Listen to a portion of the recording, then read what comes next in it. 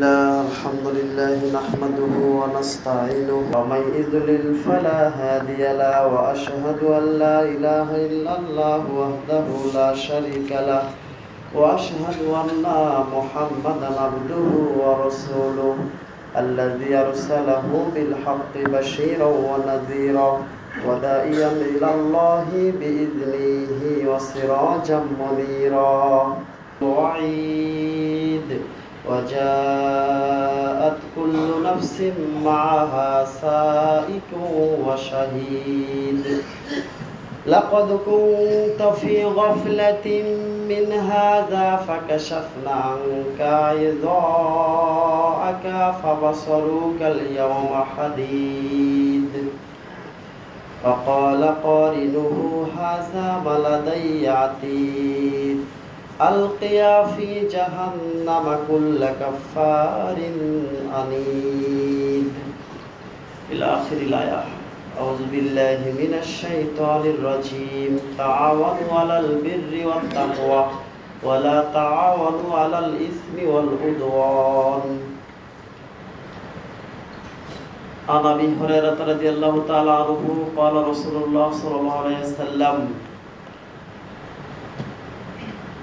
كل يوم ينزل إلى الملائكة ربنا فيقال اللهم آت منفقا إلى آخر الحديث رواه البخاري. আলহামদুলিল্লাহ, প্রশংসা আল্লাহ রাব্বুল আলামিনের জন্য যে আল্লাহ রাব্বুল আলামিন আমাদেরকে সুস্থ থেকে আজকের মসজিদে জুম্মায় আসার তৌফিক দান করেছেন। সে আল্লাহ রাব্বুল আলামিনের শুকর আদায় করছি যে আল্লাহ রাব্বুল আলামিন আজকে বাংলার বিভিন্ন আনাচে কানাচে কোথাও বৃষ্টি দিচ্ছে, কোথাও রৌদ্র দিচ্ছে। তিনি একমাত্র এই ধরনের কর্মের অধিকারী। আর বিশ্বের পৃথিবীতে কোথাও কোনো মাবুদের এই কোনো শক্তি ক্ষমতা নেই, যা একমাত্র আল্লাহরই রয়েছে। এটা নিয়ে শুকরিয়া সারা জীবন করলে শেষ করা যাবে না।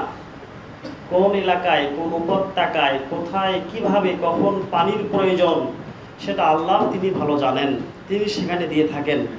আমাদের ফুলবাড়ি থেকে হাওয়াখানা পর্যন্ত আসলাম, কোনো সমস্যা নেই। হাওয়াখানার থেকে গুটি গুটি বৃষ্টি, গাইবান্ধা মোড়ে এসে একটু ভিজেই গেলাম। ওভার ব্রিজের নিচে দাঁড়িয়ে রেইনকোট পরলাম, পড়তে একটু দেরি।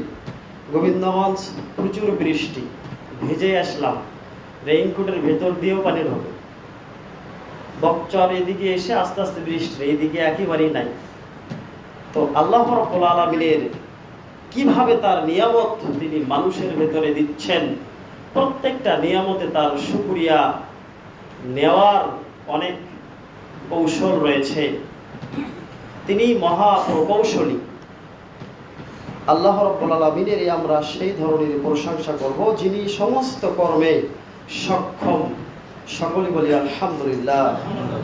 আবার বলি আলহামদুলিল্লাহি রাব্বিল আলামিন।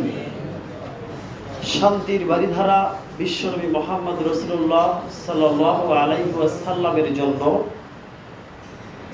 যিনি এই রহমতের জন্য নিয়ামত স্বরূপ একজন নবী, যিনি এই পৃথিবীতে আসার পর উম্মতে মুহাম্মাদের জন্য এত উত্তম, এত কল্যাণ, তার প্রত্যেকটি বাক্য, হাদিসের কথা, কর্মের মৌন সম্মতিতে যে সমস্ত হিকমতগুলো আমরা পেয়ে থাকি হাদিস অনুযায়ী, যদি উম্মতে মুহাম্মাদের জন্য নবী মুহাম্মদ সাল্লাল্লাহু আলাইহি সাল্লামকে খাস নির্দিষ্ট করা না হতো, তাহলে উম্মতে মুহাম্মাদি অন্য অন্য নবীদের উত্তরাধিকারী বা তাদের উম্মতের মতো ক্ষতিগ্রস্তর ভেতরে অন্তর্ভুক্ত হয়ে যেত।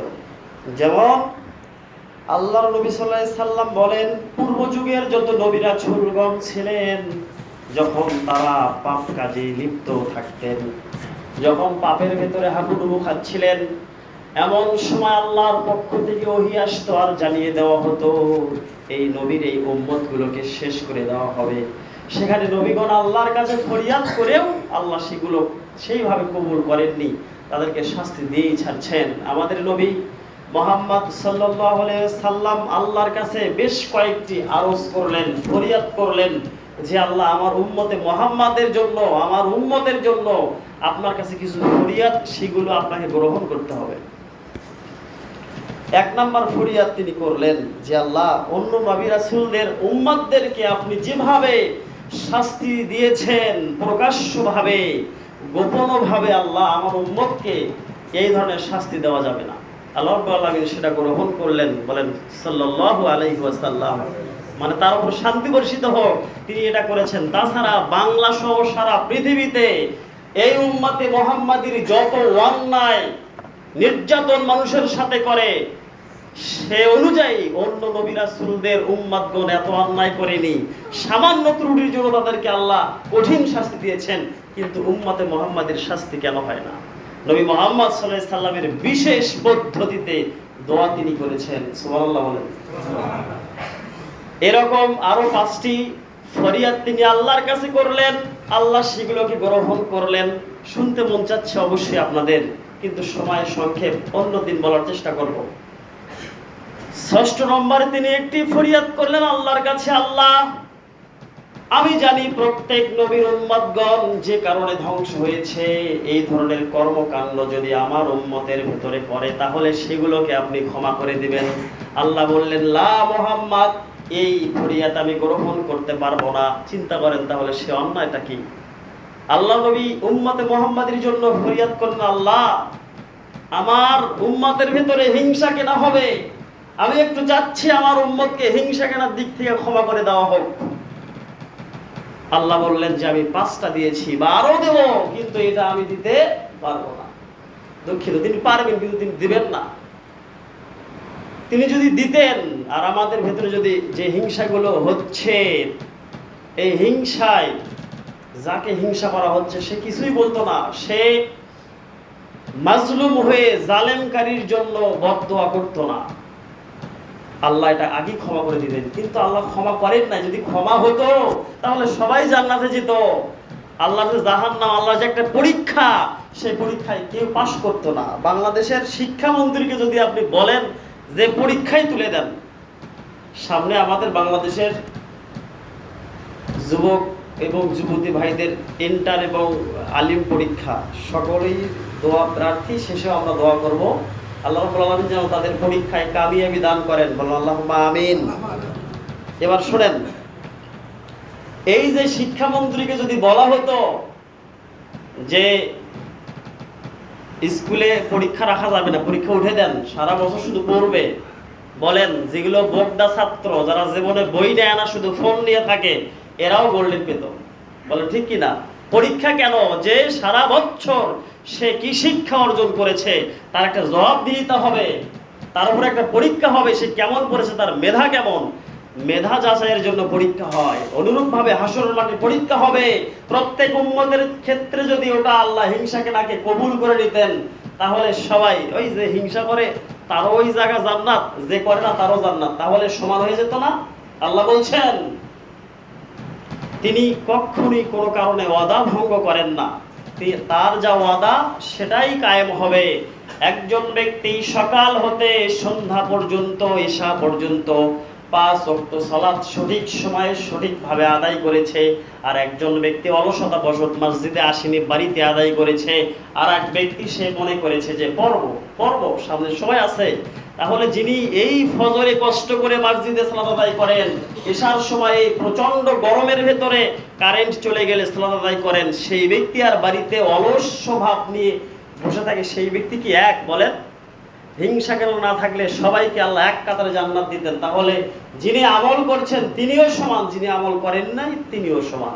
এজন্য আল্লাহ পরীক্ষা দিয়েছেন। আল্লাহ মুহাম্মদ সাল্লাল্লাহু আলাইহি সাল্লামকে বলছেন এই ফরিয়াদ গ্রহণ করা যাবে না, কেননা তোমার উম্মতের ভিতরে আমি দেখতে পাচ্ছি অধিকাংশ অন্য উম্মতের চাইতে অধিকাংশ অলস বেশি। আপনি এখন প্রমাণ করে দেখেন সারা পৃথিবীর অবস্থা এইরকম। আল্লাহ নবী সাল্লাল্লাহু আলাইহি সাল্লামের সাহাবীগণ নবী মুহাম্মদ সাল্লাল্লাহু আলাইহি সাল্লামকে বললেন, আল্লাহ নবী আগে বললেন যে সাহাবীরা শুনে রাখো, এমন এক জামানা আসবে যেই জামানার মানুষ ইসলাম কায়েম করবে কিন্তু ভালোভাবে মানবে না, সবাই আল্লাহকে বিশ্বাস করবে কিন্তু আল্লাহর কর্মকাণ্ডগুলোকে বাস্তবায়ন করবে না। সবাইকে আপনি বলেন, সবাই এক বাক্যে বলবে যে আমি মুসলিম ঘরের সন্তান। খোঁজ নিয়ে দেখেন আজকের ফজরের সালাত কখন আদায় করেছে, এরা কেমন মুসলমান। আল্লাহ পাক সে কথা বলেছেন যে তোমার উম্মতেরা বড় অলস্য হবে। ওই যে ইতিহাস আপনারা জানেন, বুখারীর লম্বা হাদিস, মেরাজের রাত্রিতে আল্লাহ পাক নবী মুহাম্মদকে 50 ওয়াক্ত সালাত দিয়েছিলেন। সেটাকে কমায়া কমায়া কতদূর নিয়ে এসেছেন। মুসা আলাইহিস সালাম তার তাওরাতে পড়েছেন, আল্লাহর কাছ থেকে জেনেছেন যে উম্মতে মুহাম্মাদি বড় অলস, এরা 50 ওয়াক্ত জীবনও আদায় করতে পারবে না। সেটাকে কমায়া 45, 40, 30, 35, 25, 20, 15, 10 ওয়াক্ত পর্যন্ত নিয়ে এসে প্রত্যেকবারই মুসা আলাইহিস সালামের সাথে সাক্ষাৎ। মুসা আলাইহিস সালাম বলে যে না মুহাম্মদ, তোমার উম্মত পারবে না, এরা তো অলস্য জাতি, তুমি 5 ওয়াক্ত নিয়ে এসো। আবার তিনি 5 ওয়াক্ত নিয়ে আসলেন, মুসার সাথে দেখা। মুসা আলাইহিস সালাম বললেন যে মুহাম্মদ তুমি আবার ফিরে যাও, এই 5 ওয়াক্ত তারা আদায় করতে পারবে না। পারছি কি আমরা বাঙালি পারছি না। মুসা আলাইহিস সালাম সেদিন হক কথা বলেছিলেন। আমাদের নবী মুহাম্মদ সাল্লাল্লাহু আলাইহি সাল্লাম বললেন, ভাই মুসা, এত বারবার আল্লাহর কাছে ফরিয়াদ করে সালাতগুলো কমাচ্ছি, আমার এখন লজ্জায় বাজছে, আমি আর আল্লাহর কাছে গিয়ে ফরিয়াদ করে কমাতে পারবো না। যারা মুনাফিক মার্কা মুসলমান, তারা এই হাদিস শুনে এটা মনে করবে যদি আর একটু কমাতো, 3 ওয়াক্ত দিয়ে আসতো তাহলেই ভালো হতো। সকালে একটা পড়তাম, দুপুরে একটা পড়তাম, রাতে একটা পড়তাম, তাহলে ভালো হতো। সুবহানাল্লাহ, আস্তাগফিরুল্লাহ, নাউযুবিল্লাহ। এরকম মুনাফিক মার্কা মুসলমান যারা, তারা মনে মনে এটাই ভাবে, বুঝছেন। আল্লাহ রাব্বুল আলামিন তাদেরকে হেদায়েত দান করুক, বলেন আল্লাহুম্মা আমিন। আল্লাহর নবী সাল্লাল্লাহু আলাইহি সাল্লাম আর আল্লাহর কাছে ফিরে গেলেন না। আল্লাহ রাব্বুল আলামিন ঘোষণা করে বললেন, মুহাম্মদ, তোমার উম্মত যদি 5 ওয়াক্ত সালাত সঠিক সময়ে আদায় করে, তাহলে আমি আল্লাহ ঘোষণা করে দিলাম, তোমাকে প্রথম যে 50 ওয়াক্ত সালাত দিয়েছিলাম, সেই সালাতের সবগুলো আমি তাদের আমলনামায় দিয়ে দেব, যদি 5 ওয়াক্ত আদায় করে। সুবহানাল্লাহ। তাহলে মুনাফিকরা যে 3 ওয়াক্তের কথা মনে করে, সেটাকে 50 দিয়ে কিভাবে গুণ করা যেত? আল্লাহ রাব্বুল আলামিন আলিমুল হাকিম, তিনি অনেক বিশাল প্রজ্ঞাময়, তার জ্ঞানের সীমা নেই। সুবহানাল্লাহ, তিনি সবই বোঝেন, সবই জানেন। আল্লাহ রাব্বুল আলামিন আমাদেরকে নবী মুহাম্মদ সাল্লাল্লাহু আলাইহি সাল্লামের সালাম বলার তৌফিক দান করুক, বলেন আল্লাহুম্মা আমিন। যিনি আমাদের জন্য এত কিছু করেছেন, আমরা সেই নবীর সুন্নাতকে আঁকড়ে ধরতে পারছি না। আমরা এত দিন থেকে আলোচনা করে আসছি, আমরা মানুষকে সঠিক পথে আনতে পারছি না, তারা আসতে চাচ্ছে না। সারা বাংলার হুজুররা কি শুধু ল্যাব আর কাঁথা গায়ে দিয়ে থাকে আর ভিআইপি খাবার খায় আর শুয়ে থাকে? তারা দ্বীন ইসলামের খেদমত করে যাচ্ছে, ইমানি দাওয়াতগুলো দিয়ে যাচ্ছে, কিন্তু আজও বাংলার মুসলমানের মুখের দাড়িকে ক্লিয়ার করতে পারছে না। দাড়ি এখন রাখলেও হিন্দুয়ানি সিস্টেমে রাখে, এতটুকু রাখে, বাকিটা কেটে ফেলে। হিন্দু যুবকদের ক্ষেত্রে আপনি দেখবেন তারা দাড়ি রাখছে কিভাবে, ইহুদিদের চক্রান্তে, ইহুদিদের সাথে অনুসরণ করছে। আপনি দেখেন সারা বিশ্বের আন্তর্জাতিক পর্যায়ের যেগুলো খেলোয়াড়, তাদের এই ধরনের দাড়ি পেপার পত্রিকায়, ফেসবুকে দেখা যায়। আপনাদের মতো খেলা দেখার জন্য কোনো টিভির সামনে যাই না, বা ফোনেও কোনোদিন দেখার ইচ্ছা হয় না। আল্লাহ পাক যেন কোনোদিন ইচ্ছা আমার নাও নিয়ে আসেন, আল্লাহুম্মা আমিন। সম্মানিত উপস্থিতি, এই যে দাড়ি, ইহুদিদের চক্রান্তে আল্লাহ নবী সাল্লাল্লাহু আলাইহি সাল্লাম বললেন, তোমরা গোফকে ছেটে ফেলো। ইহুদিরা গোফ বড় রাখতো, আর আউফুল লোহা, তোমরা তোমাদের দাড়িগুলোকে বড় করে নাও। কিন্তু মুসলমান, বাংলার মুসলমান সহ সারা বিশ্বের অধিকাংশ মুসলমান, তারা ইহুদিদের চক্রান্তে লিপ্ত হয়েছে। আল্লাহ নবী সাল্লাল্লাহু আলাইহি সাল্লাম ভবিষ্যৎবাণীর ভিতরে একটি কথা বলেছেন যে আমার উম্মত শেষে গিয়ে হত দরিদ্র হবে, এই ভয় আমি করি না। আমার উম্মত সবচাইতে বড় ধনাঢ্য ব্যক্তি হবে, এই ভয়ও আমি করি না। আমার উম্মত আমল বেশি করবে, কখনো কম করবে, এই ভয় আমি করি না। কেননা একটি হাদিস আছে, আল্লাহ নবী সাল্লাল্লাহু আলাইহি সাল্লাম বলেন, হাসরের মাঠে আল্লাহ রাব্বুল আলামিনের নবী সেজদায় পড়ে যাবেন, উম্মতে মুহাম্মাদীকে রেহাই না দেওয়া পর্যন্ত তিনি মাথা উঠাবেন না। এই জন্য তার একটা আশা আছে। কিন্তু তিনি সাহাবীদেরকে উদ্দেশ্য করে বলছেন যে, সাহাবীরা শুনে রাখো রে, আমার একটাই ভয় হয় যে আমার উম্মতেরা অমুসলিমদের সাথে, বিজাতীয় ব্যক্তিদের সাথে তাদের আদর্শকে গ্রহণ করবে। বিজাতীয় ব্যক্তিরা যদি, অমুসলিমরা যদি গুইসাপের গর্তে প্রবেশ করে, তাহলে আমার উম্মতেরা তারাও গুইসাপের গর্তে প্রবেশ করে দেখাবে কিভাবে প্রবেশ করতে হয়। এই কথা তিনি অনেক আক্ষেপ করে বলেছেন। আমাদেরকে একটু বোঝার চেষ্টা করতে হবে। আপনি দেখেন সারা বাংলার রং তামাশা কিভাবে হচ্ছে। আপনারা জানেন আমার চাইতে বেশি, গত ঈদুল ফিতরের ঈদে বাংলাদেশের ইউনিভার্সিটি পড়া ছাত্র ছাত্রীরা বাড়িতে ঈদ করতে আসেনি। ঈদ একটা মহামূল্যবান ইবাদত, মুসলিমদের একটা ঐতিহ্যবাহী ইবাদত, দুটির একটি সেটি হচ্ছে ঈদুল ফিতর। কিন্তু বাংলাদেশের ঢাকার অনেক ইউনিভার্সিটির যুবক যুবতীরা বাড়িতে ঈদ করতে আসেনি। কেন জানেন? বর্ষবরণ অনুষ্ঠান করবে, পয়লা বৈশাখের মতো অনুষ্ঠান করবে, সেই অনুষ্ঠান তাদেরকে থাকতে হবে, সেটাই নাকি এখন ইবাদত। নাউজুবিল্লাহ বলবেন না? ঈদ করতে আসে না বাড়িতে। ঈদ মানে ইসলামী আনন্দ, ঈদ মানে আত্মীয়দের সাথে অনেক দিন থেকে সাক্ষাৎ নাই, তাদের সাথে শুধু ফোনেই কথা, কিন্তু তাদের সাথে একটু সাক্ষাৎ করা বড় ইবাদতের একটা অন্যতম। কিন্তু সেটা না করে ইউনিভার্সিটিতে থেকেছে। তখন যে বাংলা ভাষার উপরে যে একটা অনুষ্ঠান, সে অনুষ্ঠানে তারা, দুঃখিত সে অনুষ্ঠান না, আমি ভুলে গেছিলাম, এই যে আপনার দুর্গা পূজার আগে একটা কি যেন অনুষ্ঠান হয়, রথযাত্রা, এখন মুসলিমদের ভেতরেও সেটা হয়, সেটাও করে। যা হোক, আল্লাহ রাব্বুল আলামিন এই যুবক যুবতীদেরকে আল্লাহ ইসলামের পথে দাখিল করুন, আল্লাহুম্মা আমিন। সম্মানিত উপস্থিতি, আজকে আলোচনা যেটা করতে যাচ্ছিলাম, সময় অনেক সংক্ষেপ, দান সম্পর্কে আলোচনা। আপনারা সবাই একটু দানের প্রতি আগ্রহ প্রকাশ করবেন। হাদিসের ভিতরে এসেছে, আল্লাহ নবী সাল্লাল্লাহু আলাইহি সাল্লাম সাহাবীদেরকে সামনে নিয়ে বলছেন, সাহাবীরা রে শুনে রাখো, কিয়ামতের কঠিন ময়দানে, কঠিন সময়ের ভেতরে মানুষ এমনভাবে সময় অতিবাহিত করবে, তারা পাবে না কোনো ঠাঁই, তারা পাবে না কোনো আশ্রয়। এরপরেও কিছু সংখ্যক ব্যক্তি তারা আসরের পর থেকে মাগরিবের সময় পর্যন্ত, দিনের ভাগে আসরের সময়ের পর থেকে মাগরিব পর্যন্ত, এই সময়টা কিন্তু অনেক আনন্দের সময়, এই সময়টা অনেক আরাম করার সময়। সারাদিন মাঠে আপনি পরিশ্রম করেন, আসরের পর থেকে সূর্য ডুবতে যায়, এই সময়টা অনেক আনন্দের হয়, মানুষ যে কোনো কর্মকাণ্ড করে তৃপ্তি পায়। আপনি সারাদিন মাঠে যে বেগুনের ভেয়ে যে আপনি কর্মকাণ্ড করছেন, পরিশ্রম করছেন, আসরের সালাতের পরে যাবেন, দেখবেন যে সূর্যটার তাপ কমে যাবে, আপনি শান্তিতে কাজ করতে পারবেন। এটা আল্লাহর কথা। তো শান্তিতে কাজ করার ক্ষেত্রে তখন আপনি আপনার নিজেকে প্রশ্ন করতে পারবেন, সারা দিনের চাইতে এই সময় আমার ক্লান্তিটা দূর হয়ে যায়, আমি শান্তিতে কাজ করতে পারি। অনুরূপভাবে হাসরের মাঠে এই রকম আসর থেকে মাগরিব পর্যন্ত একটা সময় মানুষ খুব শান্তিতে কাটাবে। আল্লাহ নবী সাল্লাল্লাহু আলাইহি সাল্লাম বলছেন, সেই ব্যক্তিরা কারা যারা এই সময় শান্তিতে কাটাবে?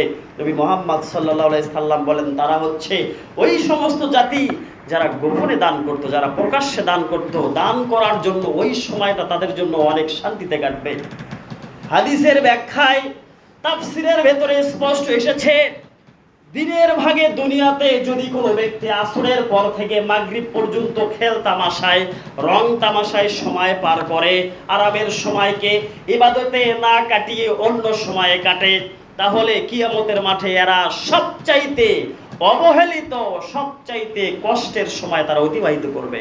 আর ভাববে, হাই রে, দুনিয়াতে ছিলাম এত বড়াই নিয়ে, এত অহংকার বরত্ব নিয়ে, এত টাকা পয়সা শান শাওকাত নিয়ে, কিন্তু এইগুলো আমাদের কোন উপকার দিচ্ছে?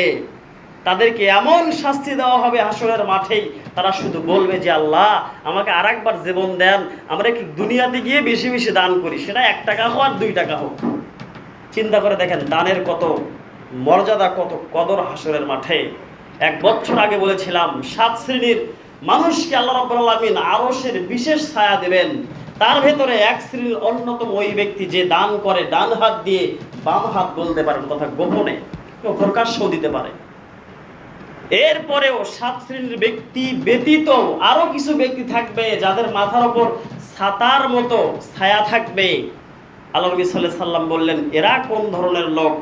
সাহাবীগণ আল্লাহ নবীকে বললেন, আল্লাহ নবী সাল্লাল্লাহু আলাইহি সাল্লাম বললেন, এরা ওই ব্যক্তি যাদের যাকাত ফরজ হয়নি, সম্পদের নিসাব পরিমাণ সম্পদ হয়নি, যাকাত দিতে পারেনি, এমনিতেই 10-5 টাকা চাল ইত্যাদি দান করেছে। এই ব্যক্তিদেরকে এই ছোট্ট ছোট্ট ছায়া দান করা হবে। সেই দিন হাসরের মাঠে এত রৌদ্র দেওয়া হবে, মানুষের মাথা থেকে সূর্য থাকবে 1 মাইল উপরে।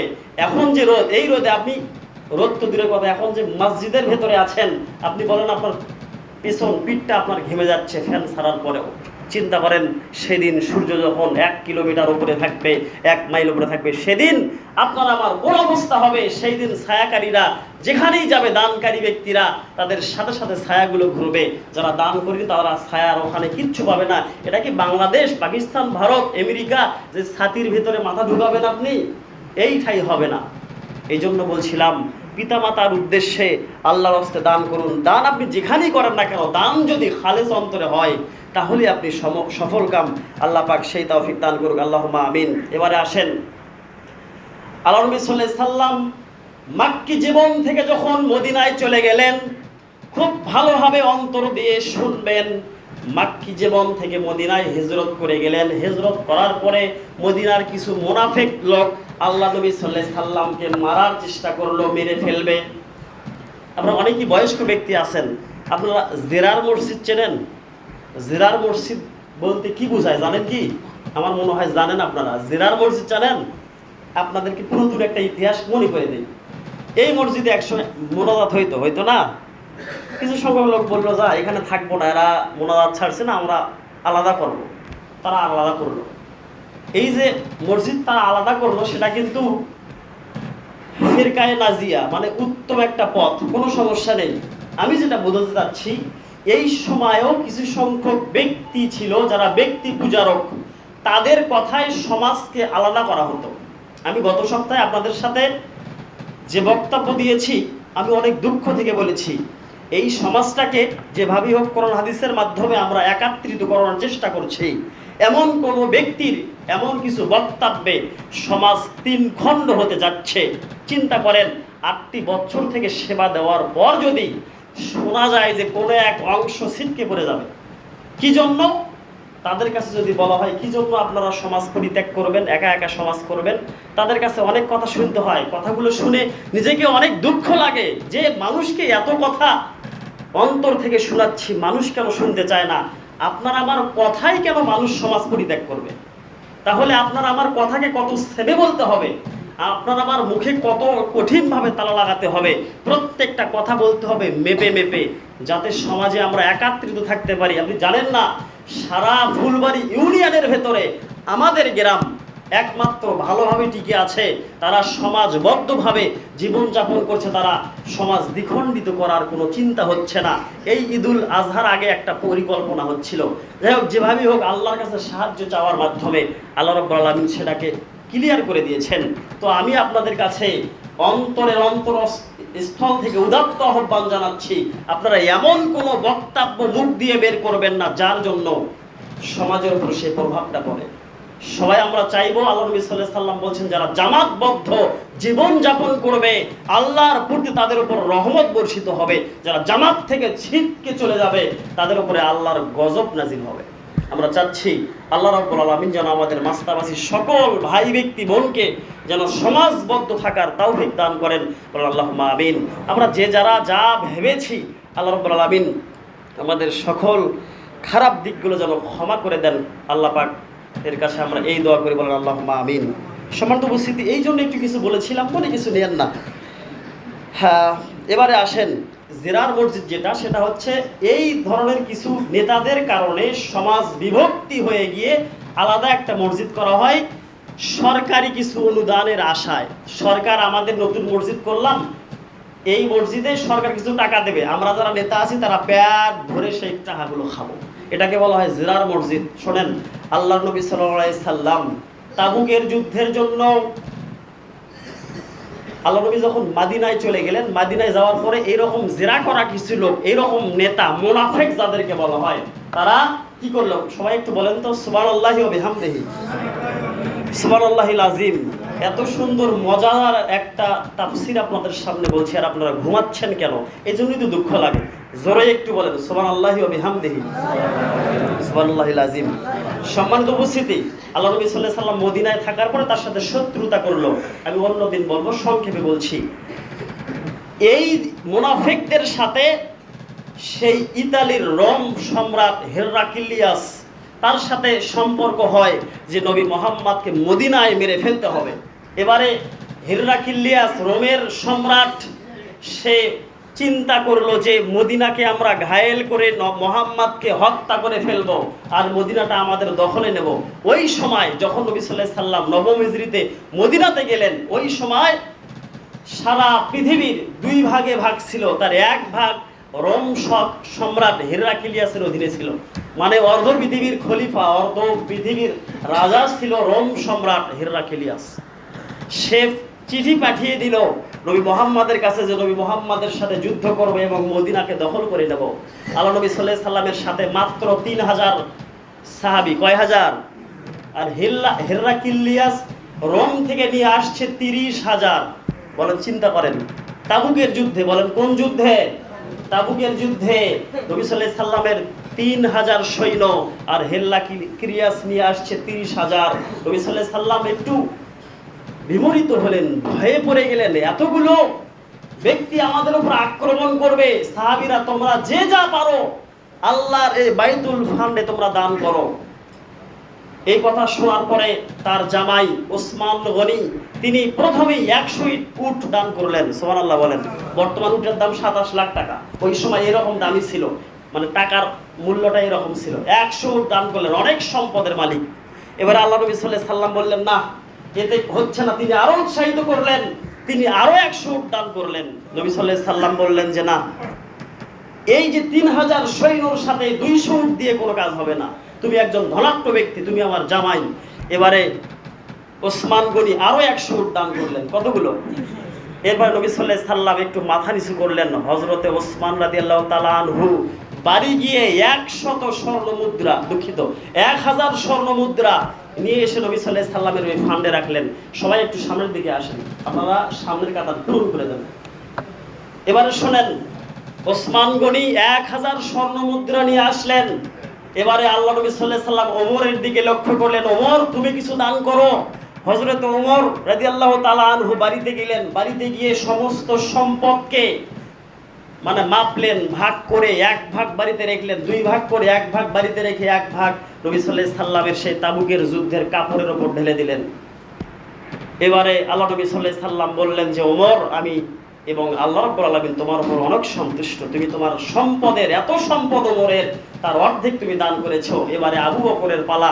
আবু বকর রাদিয়াল্লাহু তাআলা আনহু আর ওমরের একটা মনে মনে ধারণা ছিল, এটা আপনারা জানেন, যে আজকে আমি আমার সম্পদ, ওমর বলছে আজকে আমি আমার সম্পদের অর্ধেক দান করেছি। আবু বকর রাদিয়াল্লাহু তাআলা আনহু প্রত্যেকটা আমলে আমার অগ্রে থাকে, আজকে আমি আবু বকরকে ঠকাবো, কেননা আমার এত সম্পদের অর্ধেক আমি দান করেছি।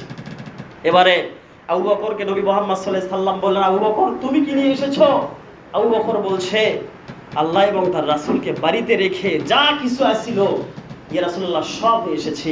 ওমর কান্না করছে আর বলছে যে ভাই, আমি আর কোনোদিন আপনার সাথে প্রতিযোগিতা করব না। আমি মনে মনে প্রতিযোগিতা করেছিলাম আজকে আমি আপনাকে হারাবো, কিন্তু আমি আজকেও পারলাম না। আমার যা সম্পদ তার অর্ধেক রেখে এসেছি, আর আপনি সব দিয়েছেন, গরিব মানুষ সব দিয়েছেন, কিচ্ছু রাখেননি। চিন্তা করেন তারা কি জন্য এত দান করে, তারা এই হাসরের মাঠে বাঁচার জন্য।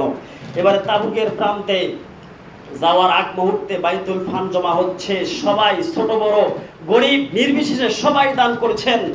একজন ব্যক্তি সেই দিন প্রথম দিন এসে কিছু দিতে না পেরে মদিনার মসজিদে নববীদের কাছ থেকে ফিরে চলে গেছেন। আল্লাহ নবী সাল্লাল্লাহু আলাইহি ওয়াসাল্লাম এটা দেখতে পেয়েছেন।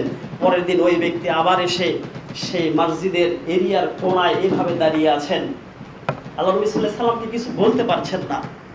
আল্লাহ নবী সাল্লাল্লাহু আলাইহি ওয়াসাল্লাম বললেন যে দেখো তো ওই ব্যক্তিটি কেন দাঁড়িয়ে আছে।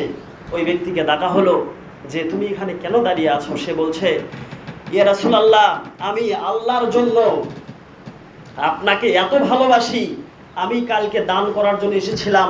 আমি যার কাজ করেছিলাম, আমি একজন কৃষক, আমাকে আমার মনিব কিচ্ছু দেয়নি, আমি ফিরে গিয়েছি। এই যে গত রাত গেল, আমি সারাটা রাত মানুষের জমিতে পানি সেচ করেছি। কি মেশিন দিয়ে? স্যালো মেশিন দিয়ে? হাত দিয়ে সারা রাত আমি পানি সেচ করেছি, এই জন্য যে আল্লাহর নবী সাল্লাল্লাহু আলাইহি সাল্লামের যুদ্ধার বাইতুল ফান্ডে আমি টাকা দান করব। আমার কিচ্ছু দেয়নি, আমাকে 4 কেজি শুকনা খেজুর দিয়েছে, যাকে আরবিতে বলা হয় খুরমা। চিন্তা করছেন, শুকনা খেজুর কয় কেজি? 4 কেজি।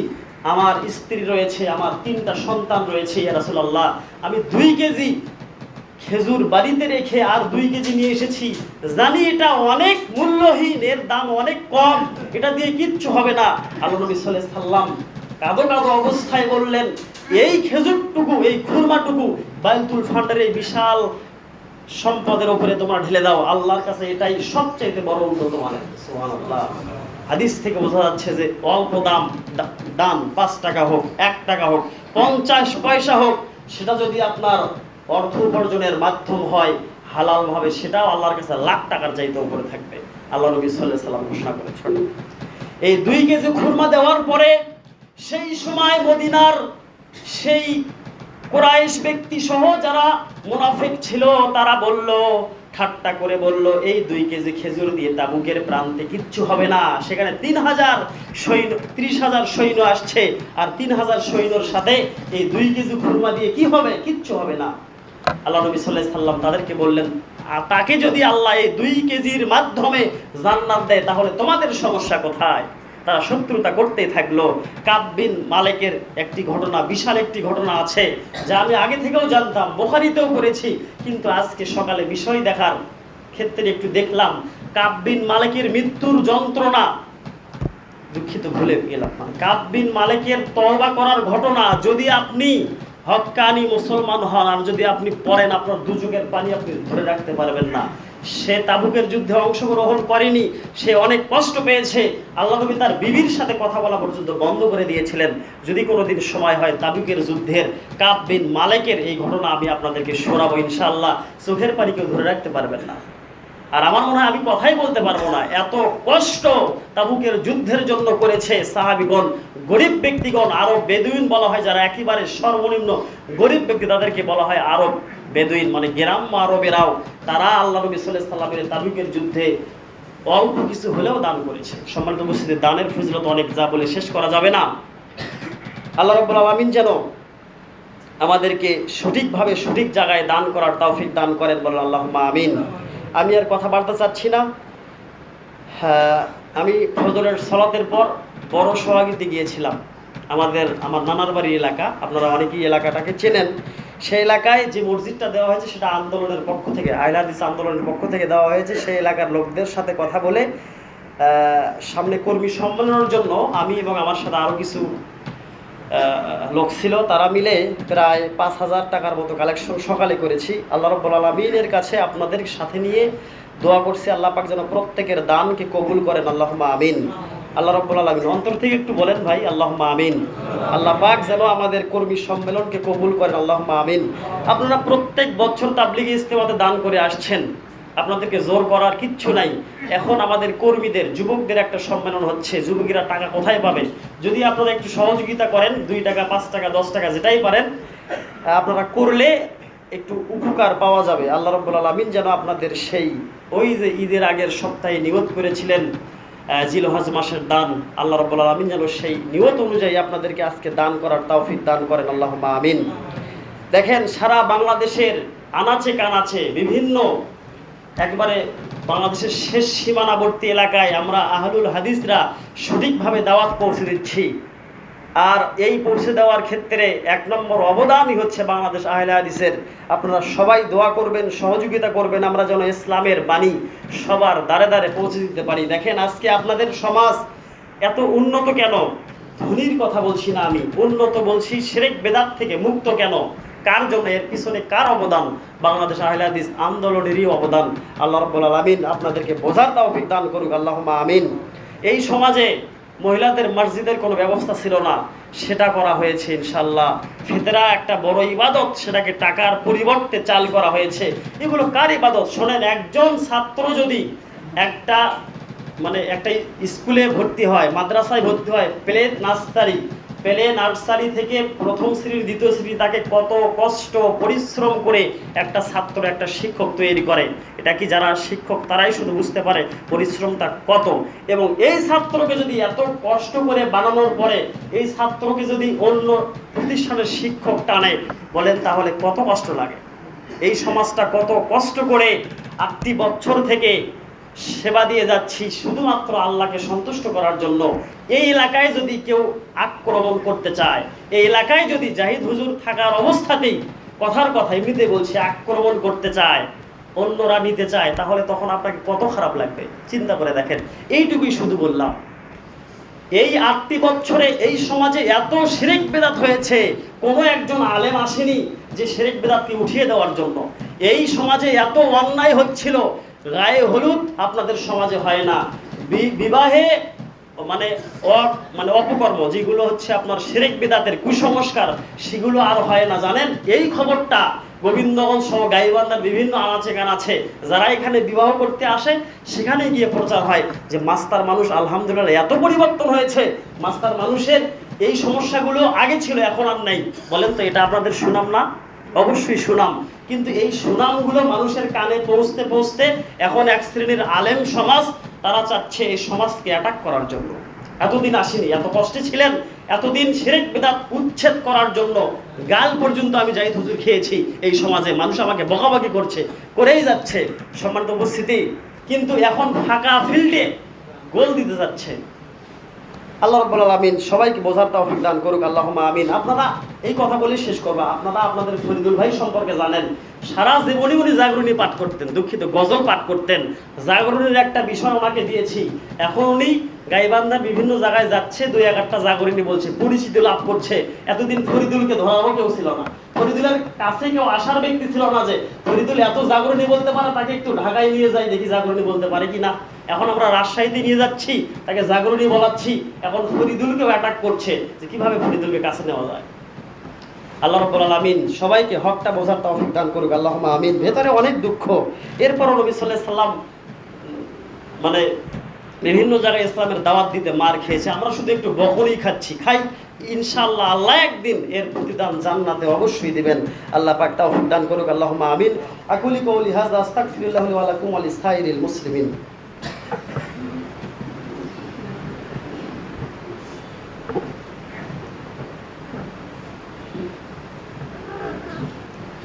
আলহামদুলিল্লাহি রাব্বিল আলামিন ওয়াল আকিবাতুল লিল মুত্তাকিন ওয়াসসালাতু ওয়াসসালামু আলা খায়রি খালকিহি মুহাম্মাদিন ওয়া আলিহি ওয়া সাহবিহি আজমাইন।